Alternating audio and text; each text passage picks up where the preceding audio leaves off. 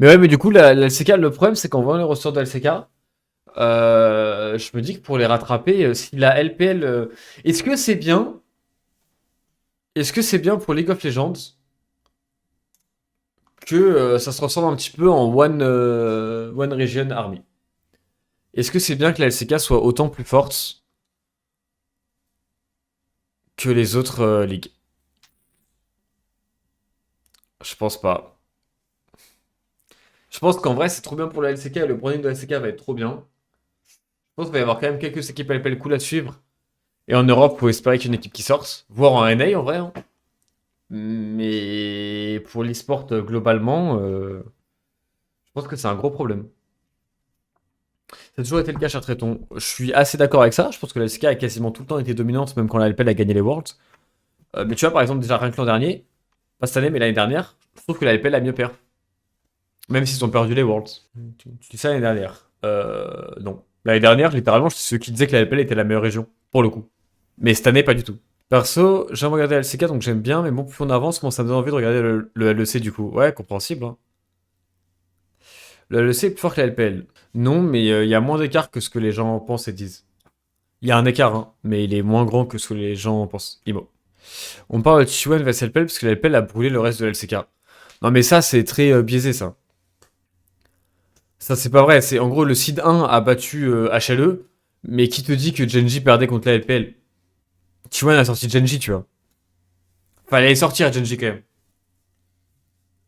de la compète. L'écart est colossal, un Seed 4 chinois rivalise contre un Seed 1 Europe. Non, mais ça, c'est débile de comparer comme ça.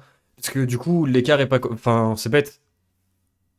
Bah ok, bah du coup, le Seed 1 Europe rivalise avec le Seed 1 LPL et bat les Seed 2, 3 et 4. Ça marche pas comme ça. Mais c'est juste qu'il y a G2 et après il y a le reste. Même Fnatic était pas horrible contre Weibo, etc. Je pense qu'il y a un écart. Mais l'écart est moins grand que ce que les gens ont dans leur tête. Merci Skate Jara pour ton prime. Et le problème, c'est que nous, on n'a pas de profondeur de banc, quoi. On a juste Fnatic quand ils sont pas en train de troller. Euh, Et c'est tout, quoi. Du coup, la LPL est une bien meilleure ligue, évidemment. Ok, attention, or, les deux qui fait les playoffs LPL. Alors, pour le coup, il y a beaucoup d'équipes. Enfin, je pense qu'il y a deux trois équipes LEC qui font les playoffs LPL, juste parce que les playoffs LPL, il y a beaucoup d'équipes. Et les équipes en bottom sont pas très fortes. Mais par contre, il y a personne qui rentre dans le top 6 hors G2, je pense. Hmm. Dans le top 4, je pense que Fnatic doit être 5 ou 6. Et après, les autres sont plus loin. Je te posais avec Seed 3-4 LPLCK, mais il y a un monde de fou entre Seed 1 et 2. C'est complètement faux. T'as juste à regarder les games, franchement. Enfin, c'est débile de dire ça quand G2 a 3-0 le Seed 2 de LPL.